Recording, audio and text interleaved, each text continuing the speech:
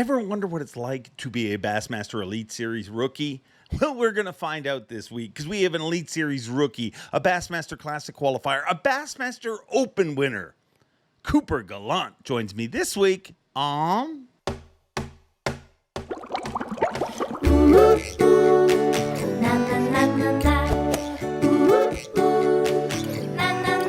I'm Bob Cobb from the Bassmaster. Welcome to Mercer. It is Wednesday. You know what that means. Welcome one, welcome all, friends, family, freeloaders, fishing freaks. You're all welcome here at the Awkwardly Honest Fishing Podcast that goes by my last name, which is Mercer. Happy hump day. You were halfway through the week, and it's a short week for most of you. I mean, for everybody in Canada. This past weekend, July 1st, we celebrated Canada Day, which was on a Saturday. So I think most people were off on Monday. But my American brethren... Independence Day, July 4th. I tried to celebrate all of them. And in the mix of celebrating them, I almost didn't make a podcast for you this week. But remember, I promised that I would be here through thick or thin. And that's why we are here this week. So the good news is most of you are, feel like you just went back to work. If you're in countries outside of Canada in the United States, I hope you had a short week too. I mean, let us know where you're watching from. Actually, we haven't done that in a while. Let's do a roll call in the comments. Let us know where you're watching from. What country, province, country, state, where are you calling? Where are you not? You're not calling. I'd love to do that. I mean, who would like to watch a call-in version of this? If we could, the problem is then it would have to be live, which I don't know we'll ever do. I mean, I know some of you asked to do a live show, and we may do a special here or there, but the problem with doing live is because I'm an idiot. I mean, it is literally close to the middle of the night when we're recording this show. Well, not quite the middle, but it's late for me. I got to shoot tomorrow, but literally... you just fit them in when you can. And I think that's one of the things that allows this show to be so candid and relaxed, because I'm asking the guests to join me at their leisure, not we're recording at this time on this night, that sort of thing. So I don't know that we'll ever do that on the reg. We may do a few, but it would be great to have a call in, because some of your comments, I mean, I read every single one of the comments. I try to answer to all of them. It may take me a while, but I literally try to get to every single one of them. But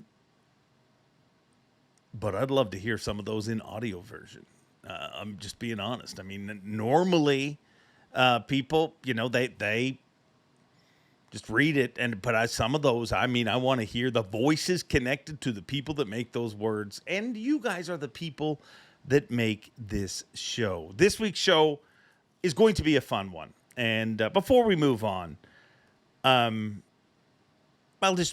move on anyways. I mean, I babble too much, really. I mean, well, which is probably a good thing if you're going to host a podcast, which I guess I am officially a podcaster, because this is our 117th episode. The average podcast lasts 7 episodes. This proves that we last at least 110 episodes more than the average podcast. So we're way better than the average podcast. This podcast is the number one podcast on this particular channel. But like I said, I'd love us to have a call-in special. Somebody let me know how to make that happen. We could do that. But this week we're going to talk to a bright young star in the sport, somebody who's been on here a few times, but this is his first time joining this show as a Bassmaster, officially as a Bassmaster Elite Series Pro. And one of the things we hear every single year is from the rookies and how tough it is to be a rookie, and the goods, the bad, the difference. What's it really like to be a rookie on the Bassmaster Elite Series? And we're going to try to learn that this time. We're going to try to learn that with my buddy Cooper Gallant. I mean, he's had a decent year. I'll ask him to see where he kind of rates his year. But I would say, he's made some cuts. He's, I think, right at the classic cut right now. We're going north for the next 3 events. I would assume those will go well for him. So I'd say he's having a good year, but that's just my opinion. You don't tune in here to get well, sometimes you do, but mostly you tune in to get the guests' opinions. So without further ado, I don't even know what I say it all the time, without further ado. I don't even know what that means. Ado, I guess. Let me know what ado means. It just sounds, without further ado. And it sounds even better when you have a name like Cooper Gallant. Let's join him right now in Bowmanville, Ontario, Canada. Cooper Gallant, you have once again making an appearance in this show, and I joked with you a minute ago. It looks like your whole, everything's got cleaned up around you, but I found out it's because there was a family flood and they moved you out of your bass den that you lived in the basement. Yeah, it's a disaster down there. There's like a foot of water and boxes of baits, and like I was telling you, I had old hard drives from footage from when I was like 10 years old. They're all gone, so it sucks, but could have been worse. Dude, I don't know. Floods are horrible, so hopefully you get all your stuff back. But I don't know if you realize this, but I looked back on a couple of appearances that you've made in this show. You're quite the freaking predictor. I don't know if you realize this, but the first time you were on, it was our 35th episode, I believe, and I wrote down the title so I'd get it right. It was Fearless and Focused. That's before you had qualified for the Elite Series or won a Bassmaster Open. In that event, in that podcast, you kind of predicted Cherokee. I asked you what lake you're looking for, and you're like, Cherokee's going to be a lot of fun. That's one I'm looking forward to. And then you won that. And then you were on after that victory, but before the 100-pound St. Lawrence River tournament where J.C. Keurig broke Corey Johnson's heart, the only miserable person ever weighing 100 pounds, Corey. But you predicted the 100-pound prediction. So what are you going to predict this time? I don't want to jinx anything either, Yeah, I hear you. I'm going to predict the next 3 events are going to be a good time for sure. We're up in the north, get a smallmouth fish. It's been a fun year so far fishing for largemouth. I love fishing for largemouth, but as everyone knows, us Canadians, we have a special place in our heart for brown ones. So now I'm looking forward to it. I can't wait. It's been a while, so it'll be fun.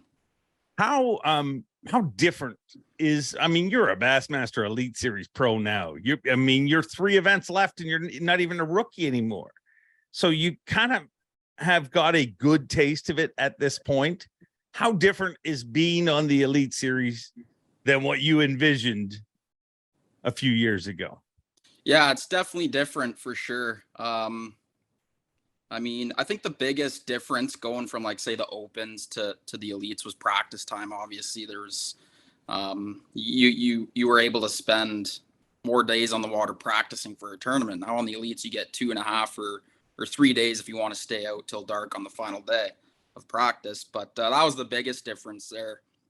But as far as like the whole fishing thing goes, like going out, trying to find fish and figure out the deal, I feel like that doesn't feel any different. Like, it's no different than fishing a clubby it's way different, but you still have that same goal of going out to try and find the winning fish. But yeah, it's definitely different, but it's definitely feels the same in certain scenarios at the same time. Do you think it's imperative for you to think that way, even if it isn't that way? Like if you really get wrapped up in that, wow, I'm fishing the Elite Series, like you kind of have to think about it just like a club event, to not make it too big in your head. Oh, for sure. For sure. I think it can definitely hurt you. That's when you start spinning out and, start running around like a maniac and you're just not thinking straight. Like Matt said at Robertson, like part of you has to not care, like you kind of just have to go out and kind of have that little part of you that just doesn't care. Which obviously we all care and we want to catch them, but yeah, you don't want to spin out either and get in the wrong headspace. So how do you not care about something that you've been obsessed with a good portion of your life? Yeah, it's not like that I don't care. It's just like when you're on the water, like it's hard to explain, honestly. It's just one of those things where it's like it is what it is. Like, I'm going to do everything I can. And if I catch them, I catch them. If I don't, I don't. You can't really do anything about it at the end of the day. If you don't catch them, it's done and over with. So, yeah. How would you assess your performance up to this point?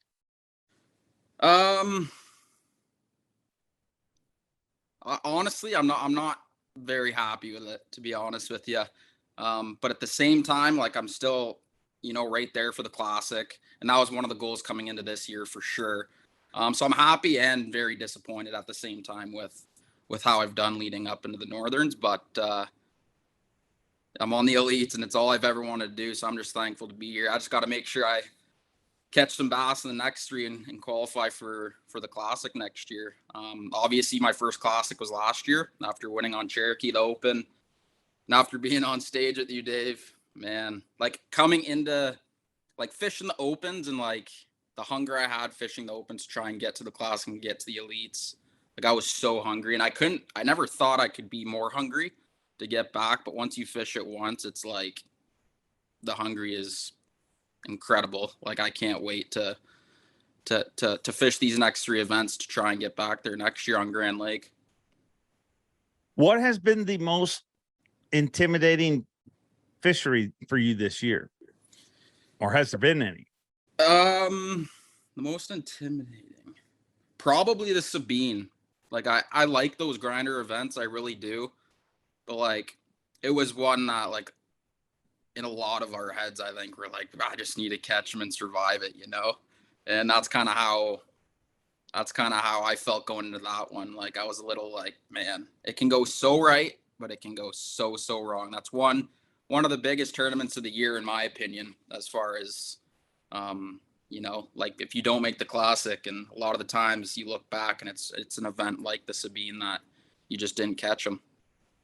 So when you say you're thankful to be where you are, Yep. but you hold yourself to a higher standard. If you're not happy, where have you been weak this year? Has it been you? Has it been decision making?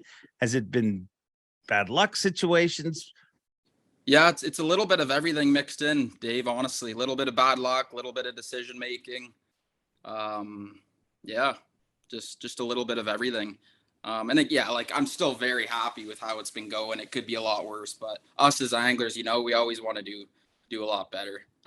And one of my goals this year was Rookie of the Year, and I'm a little behind on that, but it's all good.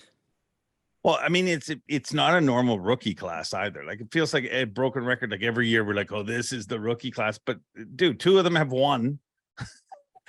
Another one has 2 top 3s. Like, the rookie class is insane. But I mean, 3 events, a lot can change in 3 events. Oh, absolutely. Absolutely. I don't know exactly how far behind I am. I don't know if I have a shot. I haven't really done the math or anything, but you never know, right? Lots of fishing to be had, and you are going to see some flip-flopping going on in both the Rookie of the Year and the Angler of the Year race. There always is come the Northern Swing. So, yeah, we'll see what happens, but we're going to give it our all. Which events have shocked you this year? Which events has shocked me? Probably Lake Murray. That was one that I was like, the weight shocked me. Like, guys caught them. Yeah, everyone. Oh, it was insane. That was pretty wild. What else? What did you expect that tournament to be going into it? And obviously less than what it was. Yeah, I just didn't think there'd be as many big. What was it, Dave? I think it was like 17 a day to get a check or something crazy. Oh, it was huge. Yeah. Yeah, like guys caught him, and I did not think it was gonna be that high. And guys caught him. I didn't. I don't know where I ended up there, but I had one good day, and I think I had like 19 on day 1, and I came in with like 14 and a half on day 2, something like that. But that was a brutal practice for me. That was one where I was like a little like, what is going on? Because I know how many fish live in there. Like, it's loaded with giant bass, and like, I don't even think I caught a limit in one day of practice of being there, which blew my mind because there is so many bass out there. And then come tournament day, I started to catch them and get on a deal. But yeah, it was crazy. Definitely shocked me.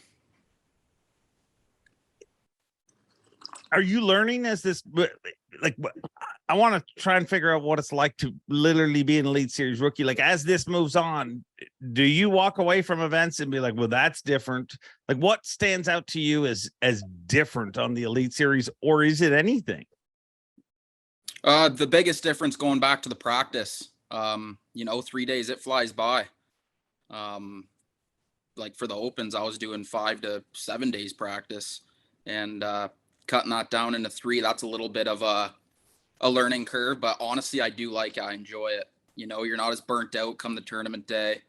And but that's the biggest thing is the practice days and just trying to narrow, like, just get a good game plan over 3 days of practice to try and figure something out, what the fish are doing. And it's just different. You don't have as much time as you did in the Opens. So that's the biggest thing that really stood out to me. One of the things that you've talked about in the past is your need to just zen out or whatever in your boat, just chill out and play with tackle and prepare. And that was something you did a lot in the Opens, and the time allowed you. Has the Elite Series affected any of that process, or have you still been able to get away from the media that floats around, the different, the distractions of the Elite Series? Yeah, for sure. Honestly, like, it feels, as far as the fishing and everything goes, like, and all the distractions, there definitely is distractions on the Elites between media and all that.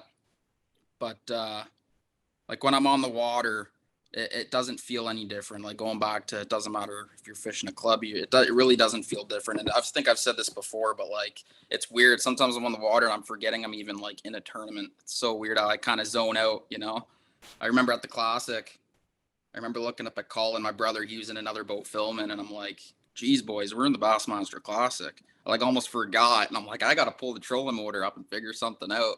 Like, I just got in this zone and I was just like so zoned out. But I don't know where I was going with that, but yeah. What has the Classic? I mean, I'll be honest, dude. I've seen a lot of people fish the Classic for the first time, regardless of where they finish, good, bad, or indifferent. I mean, there's only one person that leaves there satisfied with their finish. So, I mean, it doesn't matter where they finish. But, dude, I will say this. It felt like, I mean, you had an immense amount of people show up to support you, but it felt like a freaking celebration of Coop. Like, to be honest, like, there's a lot of, like, where people are like, it was a different vibe. You know what I mean? But it was so positive and so cool to see that many people behind you. What did that feel like to you? Oh, it meant everything. And I think it kind of showed a little bit on day one there.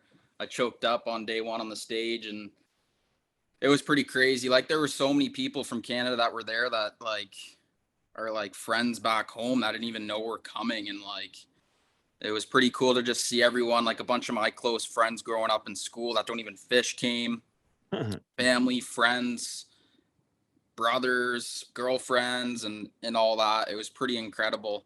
And, I said it on stage. It was one of the worst tournaments I've ever had, but it was by far the best weekend of my life, between the whole experience, fishing the Classic, being with the friends and family, and then to top it off, Gussie taking the trophy home. That was insane. I'm pretty sure I cried too when he hoisted it. I can't believe he didn't cry. Yeah, he was rock solid. I'm amazed. I mean, I thought he'd get emotional, but no, I mean, I think he used a lot of emotions up on the drive back when he didn't think. I mean, the most entertaining part of the Bassmaster Classic, hardly anybody got to see. And it was a side of Gussie that you hardly ever see, but it was that hour when he drove back and thought, there were many F-bombs screamed to the skies of Knoxville, Tennessee, I think, because he thought he lost the Bassmaster Classic. What did watching him, what kind of impact is that? I mean, everybody says, I mean, there was a sea of Canadians that were like, watch, I'm so motivated to do it and stuff. But aside from the obvious I mean, this is one of your buddies. This is a dude that you've looked up to as a competitor, but also he's one of you. You know what I mean? Like to see him win the Super Bowl of bass fishing. What does that do to a competitor like you? Yeah, it fuels the fire. It was just like watching all the 3 Canadian boys fish the elites. Like that was like one of the top 3 things that fueled my fire to try and do it. And then, yeah, after seeing him win the Bassmaster Classic, like the biggest bass fishing tournament in the whole world. And like, you know, again, like you said, buddy, Canadian, really good guy, and holding the biggest trophy in the world. And that's all of our goals, is to hold that one day, and seeing him hold it, it just, man, fuels the fire. You know, it's insane. Anybody intimidating? Like anybody this year? Intimidating. Probably Christy, honestly. He's pretty intimidating. Like how? I mean, things he says, or just the aura? Yeah. Yeah. He does have that. Yeah. But dude, he's honestly one of the nicest people on earth. I mean, a lot of that is, and I might be part to blame for it because I start calling him the most feared man in pro fishing. People think I meant like aggressiveness, but what I mean by it, and I think your statement proves it, is when he came to the Elite Series, there's a lot of people that they're like, oh, so-and-so's coming, this is cool. But when he came to the Elite Series, there was guys that's the emotion that I felt. Like, you know, he had that aura around him. Like when he was in the top 10, people feared him. Like they're not physically scared that he's going to go punch him in the throat, but which he could. But he's just commands that kind of respect, and I think deservedly so. Yeah, for sure. I'm gonna I want to room with them. Well, you're always by yourself generally, aren't you? I'm just saying that because Gussie started rooming with Christy after he won the Classic, and then Gussie won. So it's like I need to try and get in room for next year. Maybe I'll win on Grand. Yeah, it's pretty incredible the way I mean, it's worked out pretty good for them. Getting away from the Johnstons is not the worst, it turns out. How have you been able to stay away from the temptations and libations that float around the Matt Robertsons and the Johnstons of the world and such? Or have you? Have I avoided it? Like hanging around with them? Yeah, like I mean, I haven't avoided it, but like come Derby time, I just like doing my own thing. It's all I've kind of ever done throughout the Opens and back home and stuff, fishing tournaments.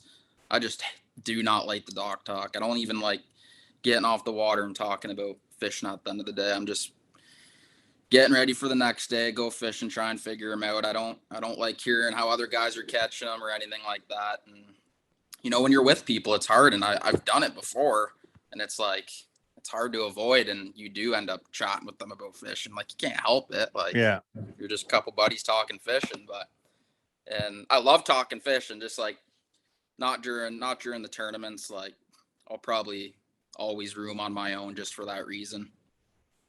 When did you learn that dock talk is is that something that you've learned a long time ago, or when did this philosophy evolve for you? Yeah, it probably started when I first started going to the States. Like me and Danny went down a couple times for like the Bass Nation High School Championship and things like that. And we'd get info and like it would never work. Like I'm talking never. And I'm like, at the end of the tournament, we're like, man, we should have just won fish and did what we like to do.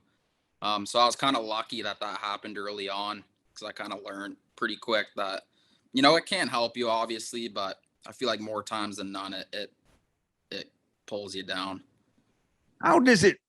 I mean, everybody hears that. People say, stay away from dock talk and whatever, but how does it pull you down? Does it just send you in the wrong direction, or it just clears that clean slate that you might be looking at things in a normal situation?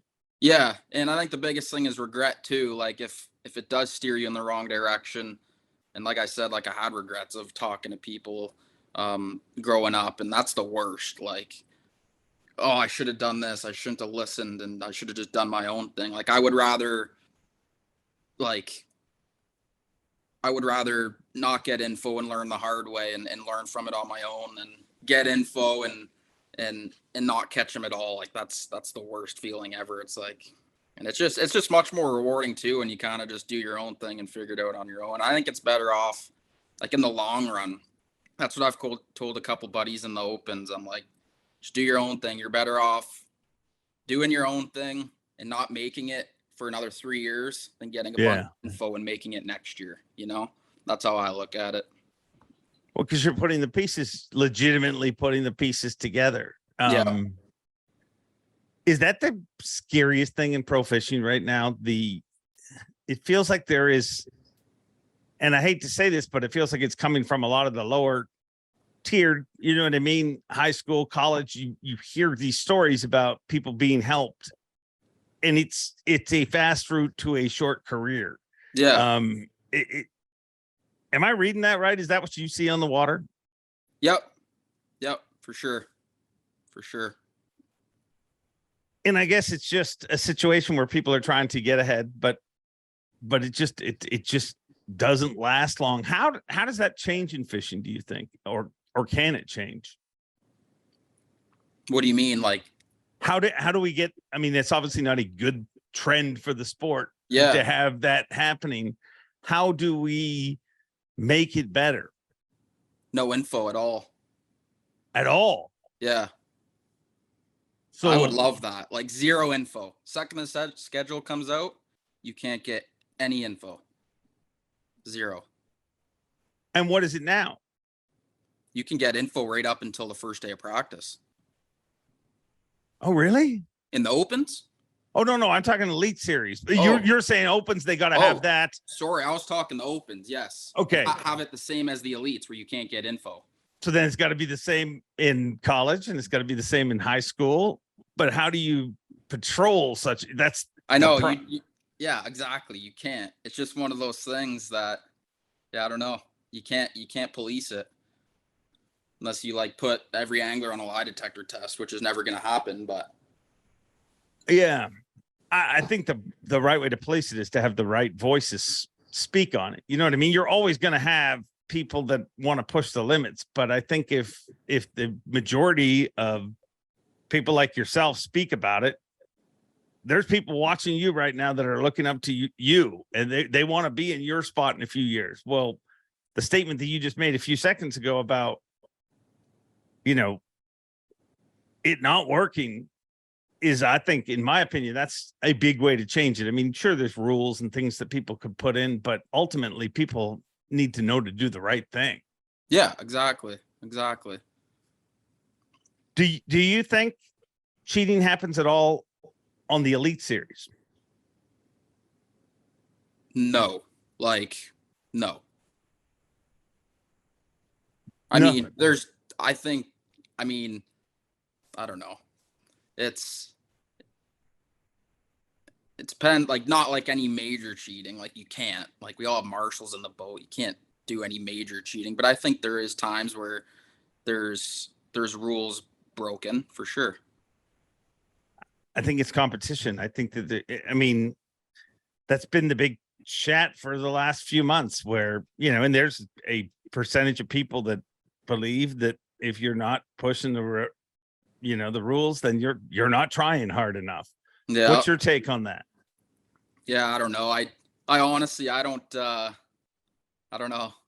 I'll be completely honest. I don't like talking about, like, I just don't care, honestly. Like, really? Yeah. Like for me, like going back to that whole Keith Poche thing and stuff, like so many people are like bringing it up to me. I'm like, honestly, I don't even care. Like I've heard it so many times. Yeah. Like just drop it. Like that's kind of how I look at it. I don't like talking about it, or I don't know. Smart. Yeah. I mean, it doesn't, talking about it and getting upset about it. And yeah, you know what I mean? Whenever people start debating stuff like that, it ends up with somebody upset. Yep. And ultimately, to achieve the goal that you want to achieve, you just need to focus on the next bite. Yeah, exactly. How do you do that? I mean, it's part of what you're doing. I mean, it's supposed to be your break right now, off season. And I know literally just got home. How much time are you spending on the road preparing for these next 3 events? Yeah, so I've literally just got home about 40 minutes ago. I just got home from Champlain, and I've been on the road for 2.5 weeks now, 2 weeks. I went to St. Clair, St. Lawrence, Champlain, just looked around. I've never fished St. Clair, so I just kind of wanted to boat around for a couple days, see the lay of the land, and went to Champlain. I fished there a few years back in Acosta, and again, just wanted to go back and check it out. And then St. Lawrence. I've only been to the St. Lawrence really 4 times in my life, so I don't really know it that good as a lot of people think. So I went there to spend some time, like to just boat around a little bit and get prepared that way. That's a big, like, I love going to lakes prior to when we go, like just to see the lay of the land, look around. It's been a big help for me in the past, especially places like, you know, like Rayburn, for example. Like just stumps, flooded stumps everywhere. Like you can easily spend a day just idling, trying to figure your way around the lake. So that's a big reason why I go down prior to do a little pre-practicing. Is that the coolest thing about the sport of competitive fishing? Just doing that, discovering? Yeah, I love it. I love sitting behind the wheel and looking around, looking at the side imaging and just looking for fishy places.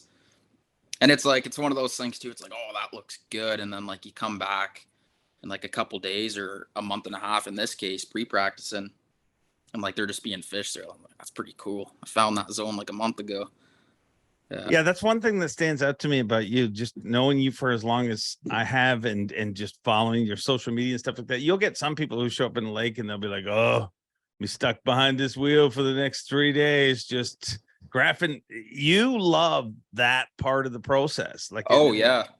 I mean, if it was literally, if you were fishing in an arena where the fish were set and that would lose the excitement of the sport for you, would it not? Oh, for sure. For sure. No, I love hopping behind the wheel and idling around. It's just cool. And like, you learn a lot too. Just between like staring at a map for so long, and just things click a lot quicker when you spend a lot of time being behind the wheel. And yeah. And this year, like, I'll be honest, like, I feel like pre-practice only really works for me like 30% of the time. A lot of the time it does not help, like, honestly. But the biggest thing for me is just seeing the lake and seeing how it sets up.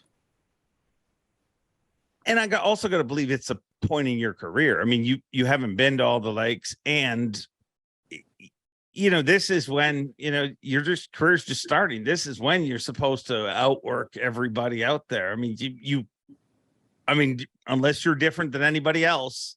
I mean, as you age, the ability, number one, to do that, the distractions that, you know what I mean, sponsor commitments and things like that, if your career goes the way you want. So now's time to, plant the seeds basically for the future. How does that change you as an angler though? Like, I think that's one thing that people way underestimate, just like the split second decision making and stuff, that everything just gets so much more precise the more days you're on the water. For sure. Like, it's like, there's times I won't fish for like 3 weeks, and I get on the water and like, I just feel funky. Like, the more times you're on, like, when I'm on the water for like days on end, like you said, that just everything clicks so much quicker in making decisions and things like that. Yeah, like, if I wasn't on the water as I much was this year, like fishing other lakes and stuff, like, I feel like I'd be like, I need to be on the water in order to catch them and continue to try and catch them. Like, I don't know. I feel like I get rusty quick, like, I need to keep fishing. Do you feel there's some anglers that don't need to be on the water as much? Yeah, for sure. Really?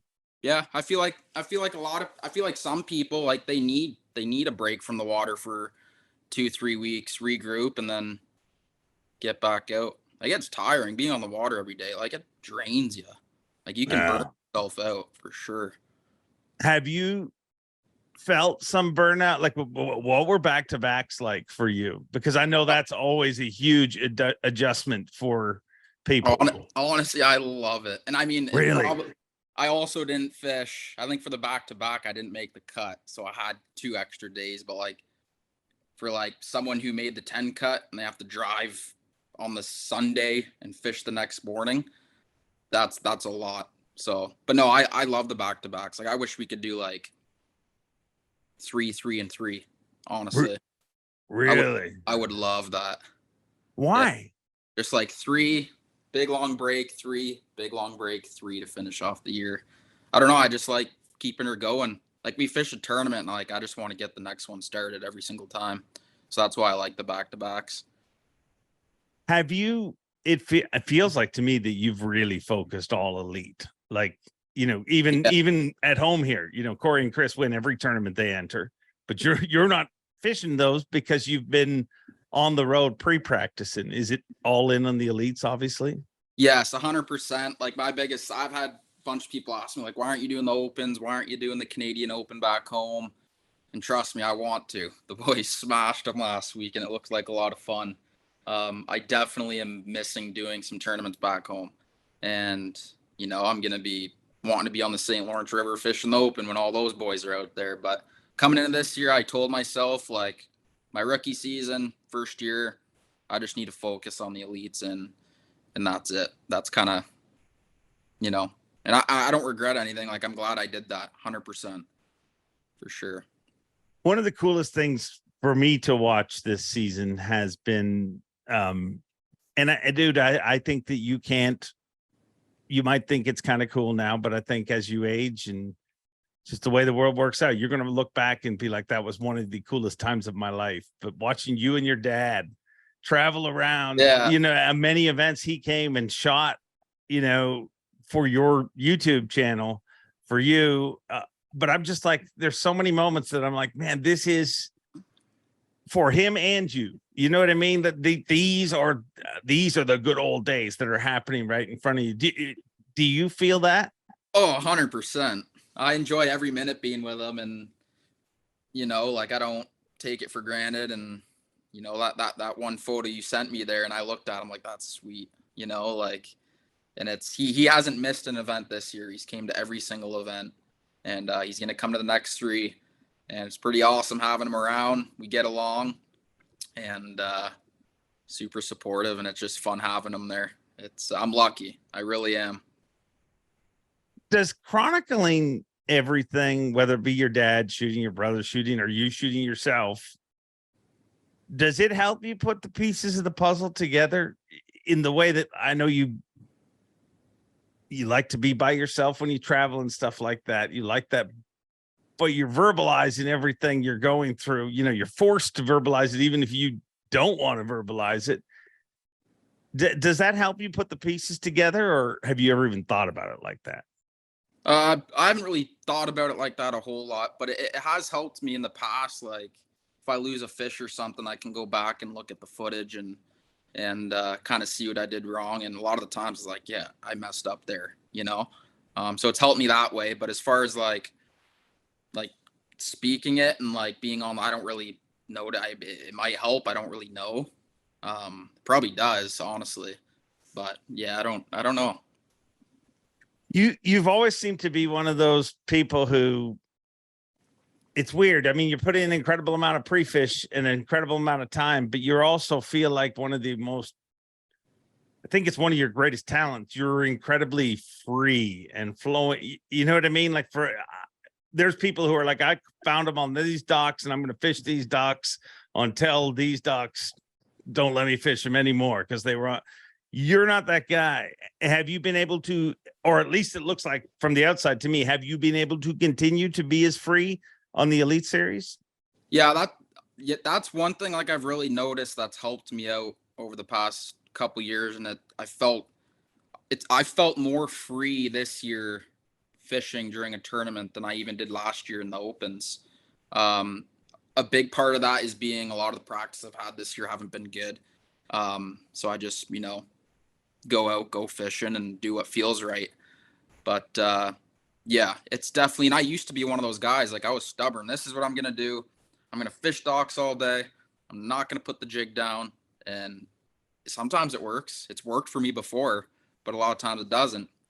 But yeah, I've definitely become more, I think the older I get, the more like relaxed I get and the more I'm just willing to go try new things and figure out things on the fly and not be scared to do that. And it's hard to do it. Like, I mean, when I first started trying to expand during an event and trying to do something different and figure something out because what I was doing wasn't working, that's one of the hardest things in fishing, 100%. How do you do that? How do you go in? You've left your heart out on the lake for 2.5 days of pre-fish and it's sucking, but you got to go to work and you got to figure out a way to make something happen. What is the process mentally and physically? Like, what do you do? Like, what do you go? Obviously you have to have some kind of game plan. Or do you literally idle out and be like, take me where I may go? There's definitely been tournaments where I don't know if I'm going left or right. And I kind of just start driving the boat and looking around and just trying to do what feels right. But going back to the whole practice thing, and we only get 3 days of practice. I've practiced a little different as far as like, if I get a bite, like Santee, for example, Santee Cooper this year, I rolled into one area and I got one bite and it was like a 5.5 pounder. I just left and never went back in practice because I know, I only have 2 more days to figure something out, find some more areas, figure out what they're doing, what they want. And, so I'm not expanding as much on an area in practice, like if we had 7 days of practice, I probably would have stuck in there for another hour or two, just see if I could shake a few off. But I've started to fish really quick in practice. And, so come the tournament, it's like, you have these clues, but you really I haven't figured it out yet, So when I go out in the tournament, like, yeah, I do have a general idea of where I'm going to go and what I'm going to do. I just don't know the potential of an area a lot of the times. And I kind of just take those clues I got in practice and just apply it through the day. It was like Murray, for example. I was catching them on deep stumps. Found one area. I fished like 5 stumps in there and I got like 3 bites. And then I left. Went back there in the tournament and I started catching them. Well, I ran out of stumps. So I just started idling around during the tournament looking for stumps. And I kind of expanded on that through the whole tournament. Does that make sense? Yeah, it totally makes sense. Yeah. And I think that's one of the things that is not talked about in the Elite Series a lot. Like, I get it. Everybody sandbags. And for whatever reason, nobody wants to tell the truth the night before the tournament. But I get it. I get it because if you put me in their situation, I'd do the same thing. But I also think that it's way underestimated how much of that is going on. How much of because I have real conversations with you guys, not on a microphone or whatever, where guys are like, dude, I caught 3 in there. I caught a 3 pounder there. And I just thought it was somewhere where I could go and maybe get a few towards the limit. And I caught 24 pounds. Yep. And then that allowed me to push a little for once I got 24, then I could really figure out exactly what's in that area. Yep. And then guess what? The next day I got 27 and that's when you win a tournament. Like, I think it's way underestimated how often, like, it's more rare. It's more often that happens and the person wins than somebody calls their shot and says, man, this week I'm on them. It's going to happen. Generally, when somebody comes into an event saying that, it peters out, I find. You know what I mean? Like, they might have a day or so, but it just doesn't last. Yep, for sure. And like a lot of like you hear people having bad practices and like they're telling the truth, but yeah, they just don't know the potential of that area because they really don't. They're trying to like I said, we only have 3 days, so you want to try and figure out as much as you can. Yeah, and it bodes better that if you don't hammer an area. Yeah. It's probably going to fish better in the tournament too. Yeah. What's the coolest thing about being an Elite Series pro? Coolest thing? There's a lot of cool things, Dave. Coolest thing. All the people you get to meet, the whole competitive side of it, and fishing against people I've looked up to, that's pretty cool. And that hits me when I get to the trough before weigh-in. I'm just chilling beside G-Man or someone, it's like, that's pretty cool. Catching big bass is pretty cool. That's fun.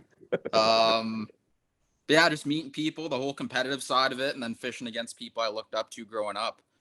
Yeah. And then obviously the Bassmaster Classic. Yeah, the trough is such a weird part of our tournaments. It gets no hoopla around it. I mean, it's a guy standing around a trough holding fish in water that's being oxygenated. Yeah. But it's like, I think it's got its own world, or maybe it just seems that way to me because it's the one part that I like never get to see, other than when I like walk up and there's a few people standing there. But like I can hear, like when there's big bags, I can hear the reaction of guys back there. And then you hear the laughter and trash talk. It's the freaking locker room of pro fishing, isn't it? Yeah, that's a good way to put it. A lot of chirping chirping goes on at the trough. Yeah, there's some chirping. There's a lot of fish stories about the one that got away, things like that. But yeah, that's like one of my, obviously, like, it's cool being back there, just seeing everyone and then getting up there on stage with you. But yeah, there's a lot of behind the scenes stuff back in the trough that people don't see. Just the fish talking and all the chatter. Yeah, I think it's one of the coolest things. And I like that people don't see it. You know what I mean? Like everything seems to get like, I mean, people can see little snippets of it on, there's so many YouTube. I mean, everybody on the Elite Series is chronicling their YouTube adventures, which is awesome, I think. So you get to see little bits of it there, but I also think it's kind of cool to have certain things that you don't get to see unless you're in that. You know what I mean? Like you're part of a very rare club, fraternity, whatever you want to refer to it as. And there's a cool part that comes with that. For sure. Is it tough to watch? I mean, Danny's a good buddy of yours. He's climbed the ranks with you. And then as a team that has done very well together, Danny McGarry, obviously I'm talking about Bassmaster EQ Opens angler, trying to make the Elite Series. Is it tough to watch that? You know what I mean? For you to make this next step and be like, man, I want to see you here. Like it's gotta be weird. No? Yeah, it is a little weird. For sure. Especially that, like, I haven't even, like, I'm so used to fishing with him so much, doing stuff back home. And it's like, we don't even fish anymore. It's crazy. But man, I'm rooting for him. He's been struggling a little bit this year, but he's still confident and like he's having fun doing it, which is the most important thing. I've always said, like, you have to enjoy fishing the opens. Like, you have to enjoy the journey, no matter what. I've heard some guys like, oh, I can't wait to get out of the opens and fish the elites. Is like, I don't know. I feel like you have to enjoy the journey, because if you're not, you just want to, if you don't like fishing the opens and you just want to fish the elites, I feel like that's, I don't know. I feel like you have to love doing it. And Danny is loving doing it. And he's going to be doing them again next year. And hopefully he wins one this year. And hopefully we get to see him on the Classic and get all four of us up there. That would be awesome. Yeah. I'd love to see that. I think that's life too. Like what you mentioned, dude, there's people you run into all the time. Like when this happens, it'll be better. You know what I mean? Like everybody runs into that person. It's like, oh, my truck, it's broke down though. Like when I get a new truck, things will be better. And then they get a new truck and they're like, yeah, but do you know how expensive gas is? When I get a gas card, things will be better. And there's people that just always, I think that's a true, I mean, pretty astute for somebody of your age to say, but like, that's life, just enjoying the journey, because I mean, Lord knows where the journey's going. Yeah, exactly. Like part of me's missing the opens. Like, really? Yeah. I had so much fun doing the opens. Like, yeah, like I think I'm going to do them next year just because like I really missed them this year. And I have no regrets not doing them. Because I did tell myself to just focus on the elites, and I'm glad I did do that. And, but I think I'm going to hop in some next year because I do miss them. I met a lot of friends on the opens as well. So I would definitely like to do a few next year. And yeah. What do you miss about them aside from friends? Is it just seeing those people, or is there other elements that you miss? Yeah, it's the people, and then just the fishing, like competitive fishing. Like it's fun getting out and fishing another derby. Like I want to fish more, you know. And I don't think I could do like all 9 opens, but like do a division. Yeah. And then you have another shot to qualify for the Classic too. So A lot of pros will talk about, like, they like the opens and they like the Classic because they're free events. A lot of the elite, I'm talking about Elite Series pros, when they're in those situations, and what they mean by that is they feel so bound to guarantee a limit, so bound to make sure that they leave every event with the right points to make the Classic, that they aren't really able to fish free. Do you feel any of that?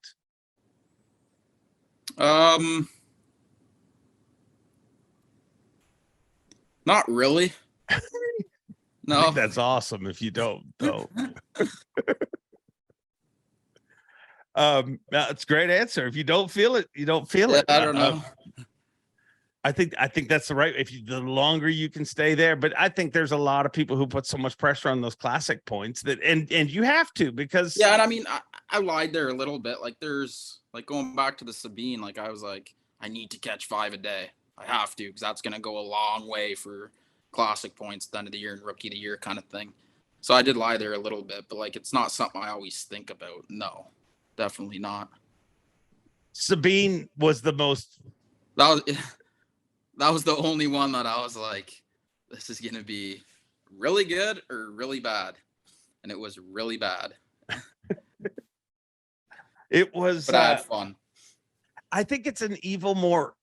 It's weird. We've been there earlier in the year, and I think earlier in the year, it seems less evil. Like it's the 4th last event. It's the time of year when everybody, you know what I mean? Like now's when everybody's puckering, you know, whether you're in contention for Angler of the Year, for Rookie of the Year, for re-qualifying for the Elites, to qualify for the Classic. Like everybody, all of a sudden, it's like, we only have 4 more to go. But to put it there, like it just, I mean, 50% of every tournament's going to be a butt whooping, but it just seems easier to take the Sabine River earlier in the year, because you're like, it's only the 2nd or 3rd event of the season. I got lots of time to come back. Yeah. Oh yeah. Which one of the 3 are you looking most forward to? St. Lawrence. The redemption on Corey? I hope so. I would love to win one before him. Oh, I mean, oh, poor Corey. I mean, it could happen. I mean, definitely looking forward to the St. Lawrence the most. Yeah. They're all going to be, I just love smallmouth fishing. Like they're all going to be a lot of fun, but I think my best shot is the St. Lawrence. If I were to have to pick one.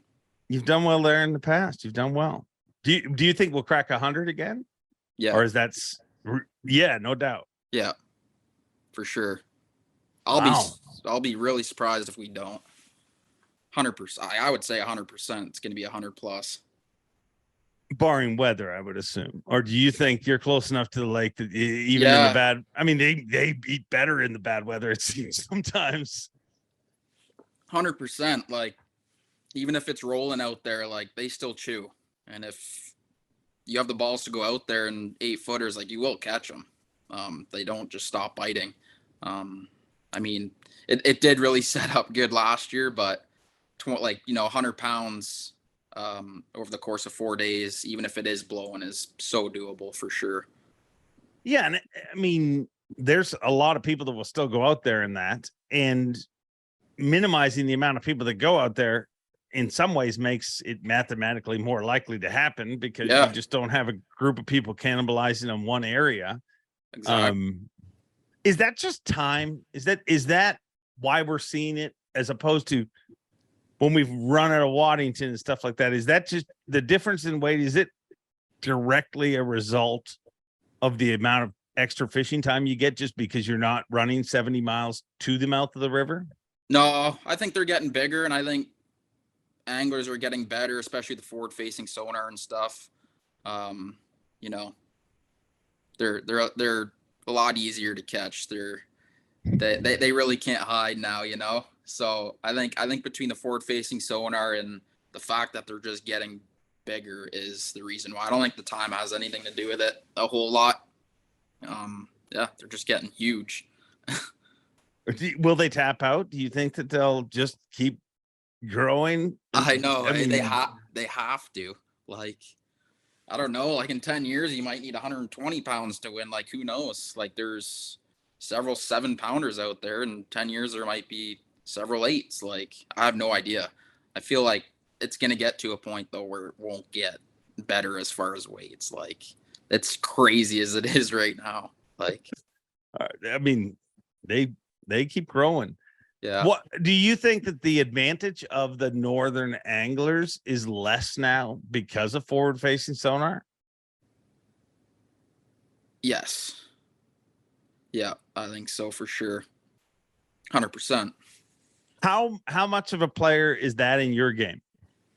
It really all depends where we go, but like St. Lawrence, I'll be staring at the live scope quite a bit for sure. All three of the next 3 are going to be, you know, live scope derbies. You're going to be wanting to be staring at it for sure throughout a lot of the day. But I mean, you don't like, there's definitely situations where you don't need to use it or things like that, but I'll be looking at it 100%. Do you like that as a tool, or is it just a necessary evil for you, or where are you at with it? I love it. Yeah, I really do like it. What do you love about it? I just love that you can see the bass swimming and you can pitch right on his head and catch it. There's no guessing, you know. So like, you know what? I hated doing drifts. Yeah. Like, you know, and like that's a lot of the time, like that's how you caught them, and you still can catch them doing that. Like, I'll be drifting this year at points for sure, especially if there's 8-footers out there. But it's just nice just being able to see him and pitch at him. You save time, and a lot of times, like on live scope, you can tell if they're big or small, and you're saving time that way by not fishing for small ones. Yeah.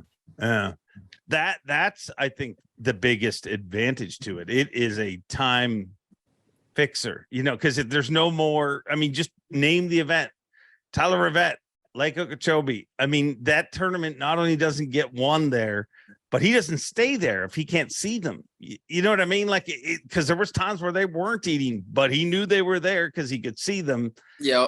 In the past, that's I fire through there with my jerk bait. I got one, and then I moved on because I couldn't get any others. But just the fact that you can tell where they are. What is if you're willing to reveal it, what are some of the crazy things you've learned about fish from it?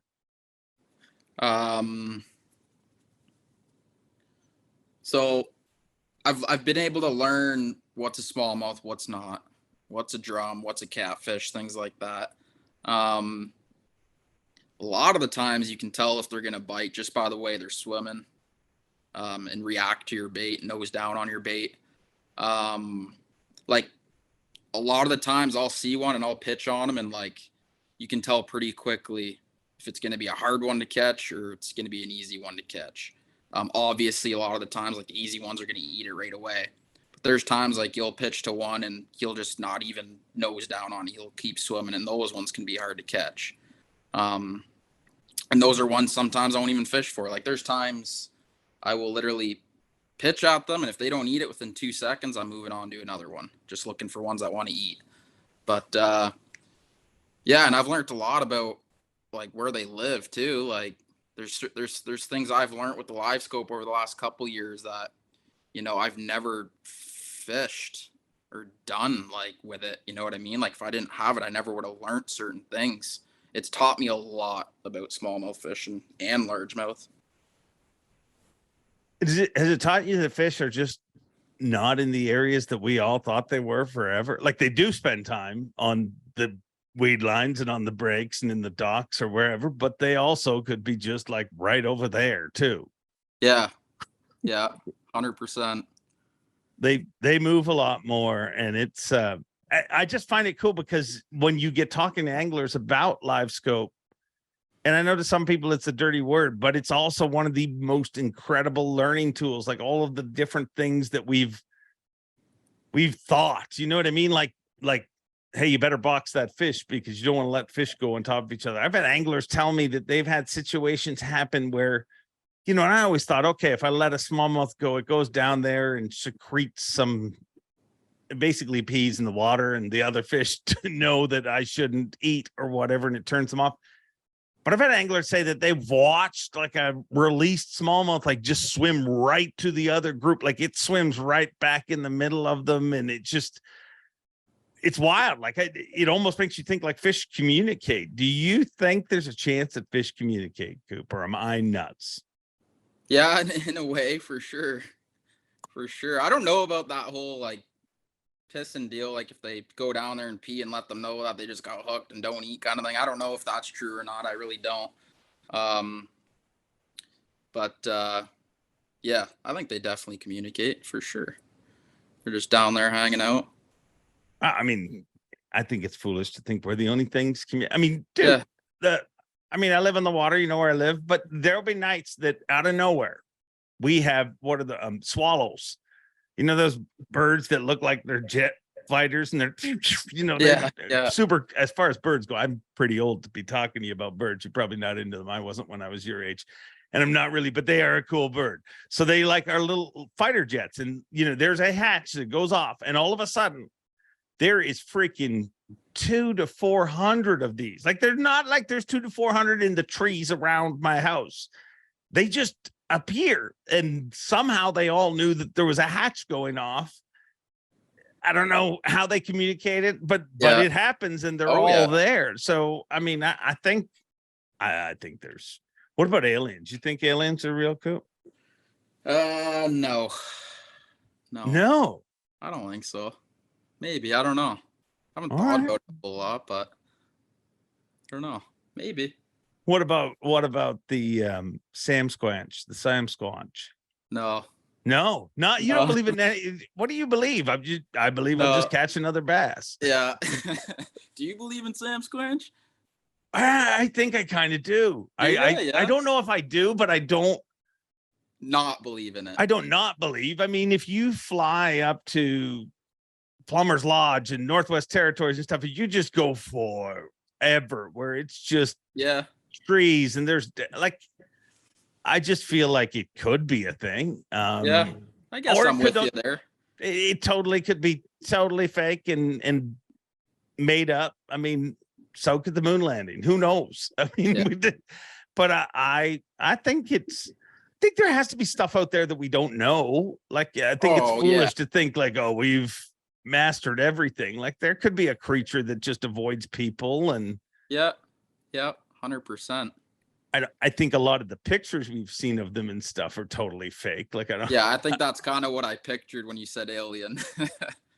There's some wild ones though. Like who is it? Jim Shockey has like a wild, like if you look up footage, I think Jim Shockey has had like, he's not saying it's Sam Squanch, but it's definitely something different that they got on tape or. No way.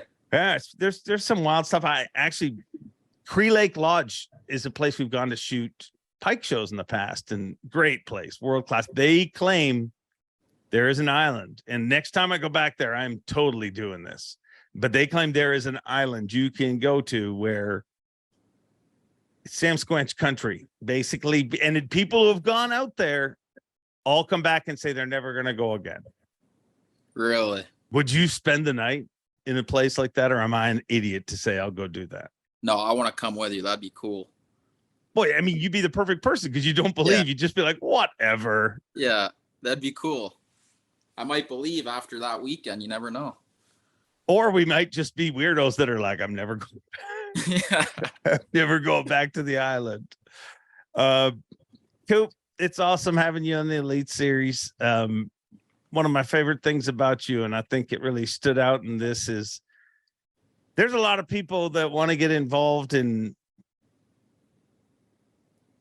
the whatever in fishing. You know what I mean? The controversy, the stories, dude, you just want to fish. That's literally, and ever since I met you, you've been that dude who you just want to fish. I think that's pretty cool. Thanks, Dave. Yeah, no, it's I love it. I don't know what else to say. It's pretty cool, you know.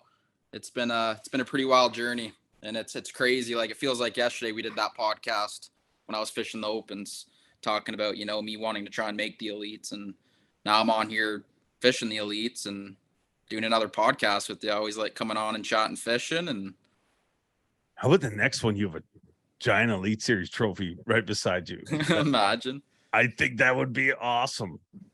That's the plan. That's the dream for sure. Poor Corey. He did take that open from you. I'm just saying. Yep. I mean, you were leading going to the last day. It was your moment. And then that evil Corey rolled in there. You could defend. See, because you haven't fished all these Ontario tournaments, so you could defend the locals. I mean, how pissed must they be? Oh, I thought they were done, and they just keep coming back and winning everything.